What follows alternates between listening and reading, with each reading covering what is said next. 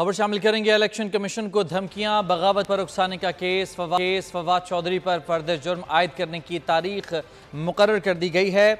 फवाद चौधरी पर फर्द जुर्म 24 जून को आयद की जाएगी। Fawad Chaudhry district and session court में पेश हुए हैं। मजीद बात करेंगे। एहतशाम अली अब्बासी हमारे साथ मौजूद हैं। एहतशाम बताएगा क्या तफसीलात हैं?